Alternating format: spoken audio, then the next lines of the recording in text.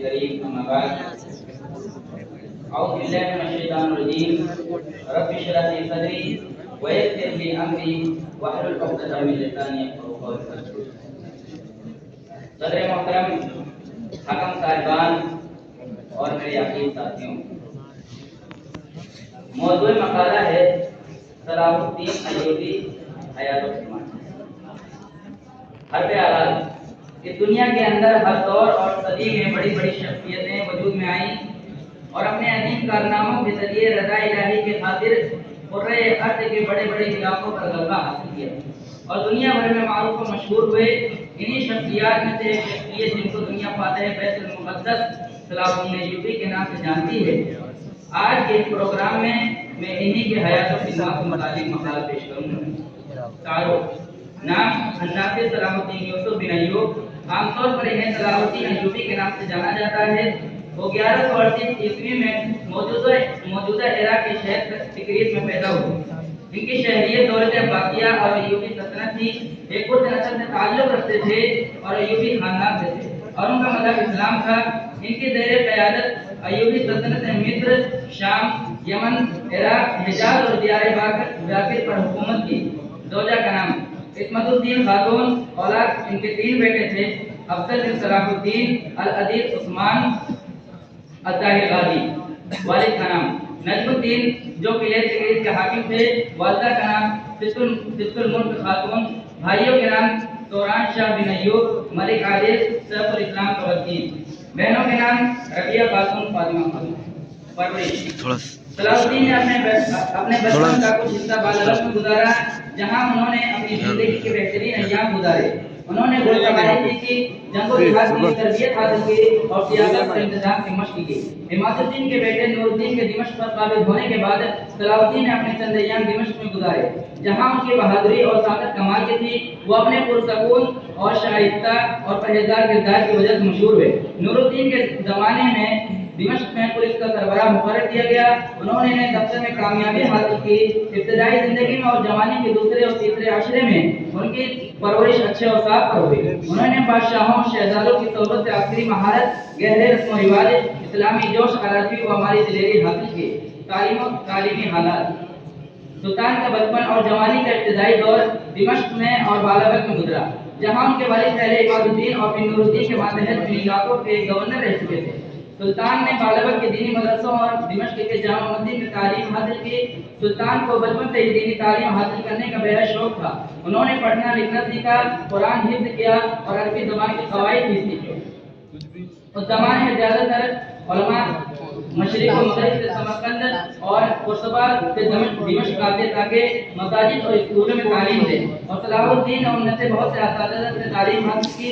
تھوڑا ادھر ہو جائے یار۔ عبداللہ بن ابی حسون سے جو مسجد عمری میں درس دیتے تھے، جن کو سلطان نور الدین تنگی دمشق لائے۔ ابن ابی حسون اتنے بڑے عہدے پر فائز تھے کہ دمشق میں قاضیوں کے سربراہ بن گئے۔ محترم سامعین، صلاح الدین سواری کرنے، برچھی پھینکنے، شکار کرنے اور عسکری فنون میں بہت مہارت رکھتے تھے، کیونکہ وہ جس ماحول میں رہتے تھے وہ بہترین شعبوں میں سے تھا۔ وہ جنگوں میں مشکلات کو سمجھداری سے حل کر سکتے تھے۔ اس کے علاوہ ان میں عظیم لڑاکا ہونے کی بنیادی خصوصیات تھی۔ ہنر، ذہانت، تعلیم و تربیت ایک شخص میں ایسی خصوصیات کے ملنا نایاب ہے۔ جنگ حطین بحر طبریہ کے مغربی جانب واقع ہے، جو مقبوضہ فلسطین میں ہے۔ یہ ایک سرسبز و شاداب بستی ہے جس میں پانی کی فراوانی بھی ہے۔ اس بستی کے قریب سلطان صلاح الدین ایوبی کا سلیمیوں سے ایک سوریت مارکہ ہوا تھا۔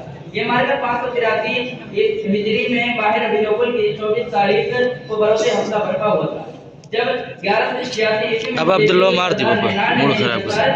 کہ بہت سے دیگر سلیمیوں کے ساتھ مدینہ منورہ پر حملہ کی غرض سے حجاز مقدس پر حملہ آور ہوا، تو صلاح الدین ایوبی نے ان کی سرگرمیوں کی روک تھام کے لیے اقدامات کیے اور فوراً ریناڈ کا تعاقب کرتے ہوئے حطین میں اسے جا لیا۔ سلطان نے انہی دشمنوں کے مستر پر ایک جلوایا جس سے زمین پر آگ بھڑک گئی۔ چنانچہ اس آتشی ماحول میں 1187 عیسوی کو حطین کے مقام پر تاریخ کے خوفناک ترین جنگ کا آغاز ہوا۔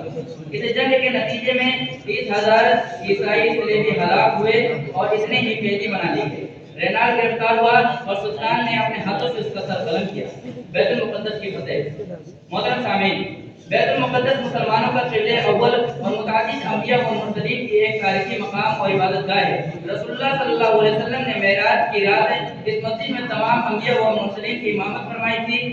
638 عیسوی میں خلیفۃ المسلمین حضرت عمر رضی اللہ عنہ کے دور خلافت میں بیت المقدس سمیت پورا فلسطین مسلمانوں کے کنٹرول میں آ گیا تھا، لیکن وقت گزرنے کے ساتھ ساتھ عیسائی صلیبیوں نے 7 جون 1099 عیسوی کو بیت المقدس کا محاصرہ کیا اور 15 جولائی 1099 عیسوی کو کچھ نام نہاد مسلم حکمرانوں کی مدد سے فلسطین پر قبضہ کر لیا اور بیت المقدس میں داخل ہو کر اسے گرجا گھر میں تبدیل کر دیا۔ اس دن قدس کے اندر اور باہر فلسطین کے مسلمانوں کے خون کا سیلاب تھا۔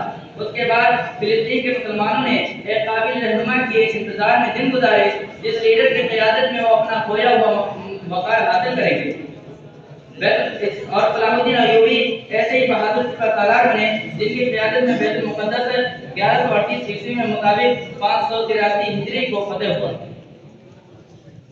اہم کارنامے: سلطان صلاح الدین ایوبی قابل ذکر کامیابی حاصل کرنے میں کامیاب رہے۔ ہر آدمی اس قابل نہیں ہوتا کہ وہ سلطنت کو تشکیل دے سکے اور اپنا خاندان قائم کر سکے، اور صلاح الدین ایوبی نے یہ کام انتہائی مشکل حالات اور بڑی مشکلات کے باوجود کیا۔ ویسے سلطان اپنی زندگی میں بہت سی خدمات اور کارنامے انجام دے گئے، جن میں سے مشہور کارنامے یہ ہیں: مصر کے فوجی قوتوں کو دوبارہ منظم کیا، معیشت کو بحال کیا، مذہبی تقسیم کو ختم کیا۔ انہوں نے یروشلم پر قبضہ کر کے 88 سال کی صلیبی حکمرانی کا خاتمہ کیا۔ ان کی ایوبی سلطنت مصر، شام، میسوپوٹیمیا اور مغربی عرب کے ساحل کو متحد کیا۔ وفات: جہاد کی پرمشقت زندگی اور مسلسل بے آرامی نے سلطان کو مستقل مریض بنا دیا تھا۔ مرض کی شدت میں رمضان کے کئی روزے بھی قضا ہو گئے مگر جہاد نہ چھوڑا۔ موت سے 3 روز قبل غشی کی حالت جاری ہو گئی۔ 27 صفر کی صبح نمدار وقت سلطان کی مشدود رہی تھی اور سلطان نے اسی طرح اپنی آنکھیں بند کر لی۔ آخر سلطان صلاح الدین ایوبی کے بے باکی اور بہادری تو ایسی ہے جن کو سنہرے اوراق میں درج کیے جانے چاہیے۔ البتہ میں نے اپنے مقالے میں حتی الامکان تمام چیزوں کی وضاحت کرنے کی کوشش کی ہے۔ اللہ تعالیٰ سے دعا ہے کہ اللہ تعالیٰ ہمیں علمی شخصیات اور بے باک و بہادر شخصیتوں کی حیات و خدمات سے نصیحت حاصل کرنے کی توفیق عطا فرمائے، آمین۔ السلام علیکم و رحمۃ اللہ وبرکاتہ۔